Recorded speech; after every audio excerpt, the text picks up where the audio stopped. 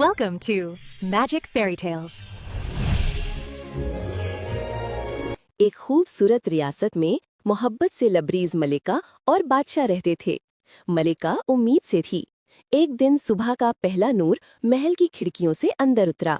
Nurse दौड़ती हुई आई।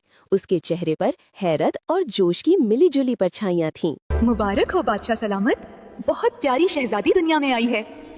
बादशाह ने खुशी से भरपूर सांस ली। नर्स के कदमों में सोने के सिक्कों का पूरा ढेर लगा दिया। खुशी से महल के इस हिस्से में पहुंचा जहां नन्ही शहजादी सोई हुई थी।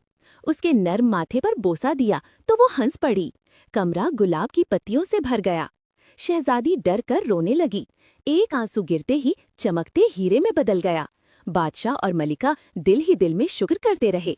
बादशाह ने कहा, ये तो खालिस मौजिज़ा है, और खुशी में पूरा खजाना खोलकर हर खासो आम में खाना, मिठाइयाँ और सोना बांटा। लेकिन बादशाह ने मलिका से कहा, शहजादी का राज महल से बाहर नहीं जाना चाहिए। ये दुनिया बहुत लालची और जालिम है। शहजादी का नाम हीरा रखा गया और इसे महल के सबसे ऊंचे मीनार में छुपाकर रखा गया।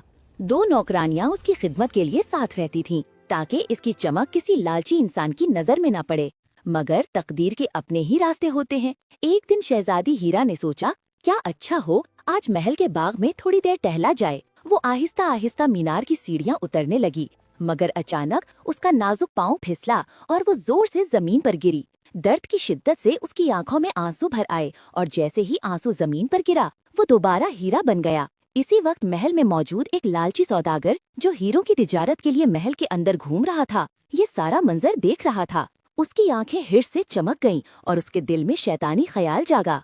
अगर एक आंसू से एक हीरा बनता है तो पूरी दुनिया मेरे कदमों में हो सकती है। यहाँ से कहानी का नया मोड़ शुरू होता है। सौदागर के दिल में लालच के बीज बो दिए गए थे। उसने महल के मुलाजमों को वर्गलाया और हीरा शहजादी के राज का पता लगा लिया। सौदागर ने महल की नौकरानियां अपने शैतानी मंसूबे में शामिल कर लें।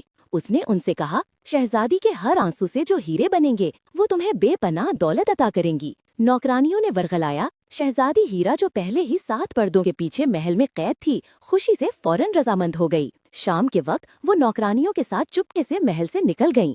वो झील के किनारे पहुंची, नीले पानी में उतरकर खेलने लगीं। नौकरानियां चुपचाप छुप गईं ताकि किसी की नजर न पड़े। सौदागर ने निकाब पहना, घोड़े पर सवार होकर शहजादी की पैरवी की। वो आहिस्ता आहिस्ता करीब आया और शहजादी को अगवा करके अपने शीशे के महल में ले जाकर कैद कर लिया। शहजादी हीरा सदमे और खौफ से रोती जा रही थी। जैसे ही उसके आंसू जमीन पर गिरते, वो हीरे में बदल जाते और पूरा कमरा चमकने लगता। सौदागर की खुशी की इंतहा न रही। शहजादी के हर आंसू से हीरा बनता गया। सौदागर का महल हीरे से भर चुका था। ये मंजर देखकर सौदागर खुशी से अपने हवास खो बैठा और नौकरानियों ने वापस जाकर बादशाह को शहजादी के अगवा का किस्सा सुना दिया। बादशाह ने फौरन ऐलान किया, जो कोई भी मेरी बेटी को वापस ढूंढ कर ले आएगा, मैं उसे ऐसी दौलत से नवाजूंगा जो कभी खत्म नहीं होगी।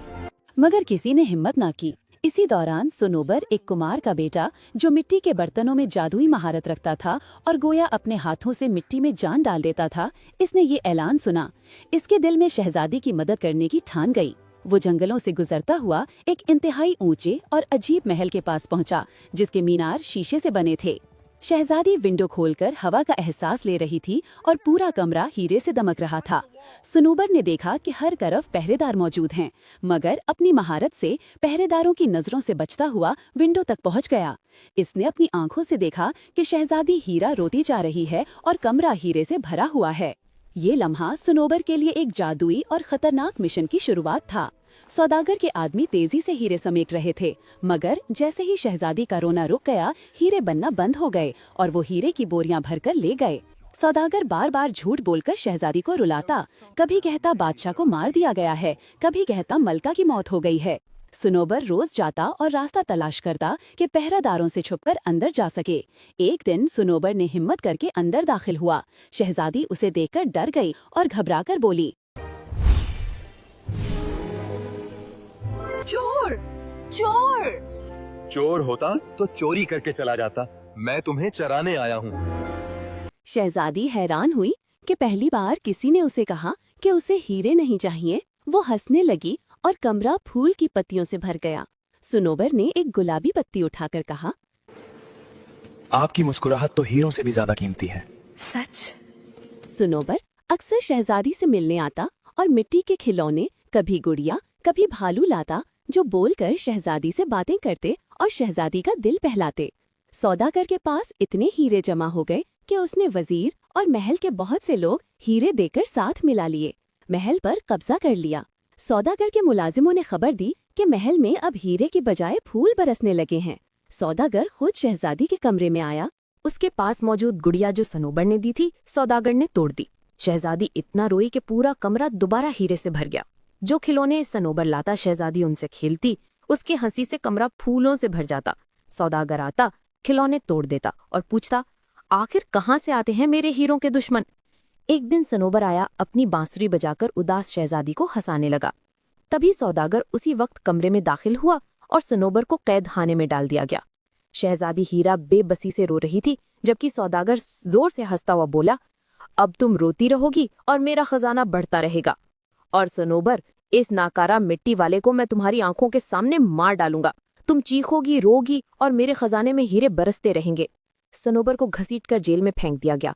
रात भर शहजादी रोती रही और उसके आंसू हीरे बनकर महल के खजानों को भरने लगे। अगली सुबह सौदागर ने ऐलान कर दिया, आज सनोबर को मौत की सजा दी जाएगी। मगर उसे ये मालूम ना था कि सनोबर और मिट्टी का रिश्ता आम ना था। कैद खाने में सनोबर ने फर्श की ईंट निकाली, जमीन की नर्म मिट्टी को हाथ में लिया और आहिस्ता आहिस्ता खोदना शुरू कर दिया। वो मिट्टी निकालता जाता और उसी मिट्टी से छोटे छोटे पुतलों की फौज बनाता जाता, जो शक्ल में नन्ही थी मगर ताकत में आम इंसानों से कई गुना ज्यादा। जब सौदागर के सिपाही सनोबर को कत्लगाह की तरफ ले जाने लगे, अचानक जेल की जमीन हिलने लगी। मिट्टी के पुतले जिंदा हो गए। वो उछलते, गरजते और जंग के लिए तैयार खड़े थे। इधर सौदागर की संगदिली यही नहीं रुकी। बादशाह और मलका को भी कमजोर, बीमार हालत में कत्लगाह पर लाया गया। शहजादी हीरा को लोहे की भारी जंजीरों में जकड़ के सामने खड़ा कर दिया गया, ताकि वो भी अपनी आंखों से सनोबर को मरता देखे और रोएं और सौदागर के खजाने में मजीद हीरे बरसें। शहजादी ने जैसे ही अपने कमजोर वालिदैन की तरफ देखा, उसके दिल पर पहाड़ टूट पड़ा। सौदागर हंस रहा था। अचानक सनोबर अपने मिट्टी के फौजियों के साथ मैदान में आया। सौदागर के फौजी हार मान चुके थे, वो हैंड्स अप कर चुके थे। सनोबर के आते ही तलवार से सौदागर पर काबू पाया और सिपाही उसे पकड़कर जेल ले गए। शहजादी दौड़ती हुई अपने वालिदैन के गले लग गई। बादशाह ने सनोबर का हाथ शहजादी के हाथ में दिया और उन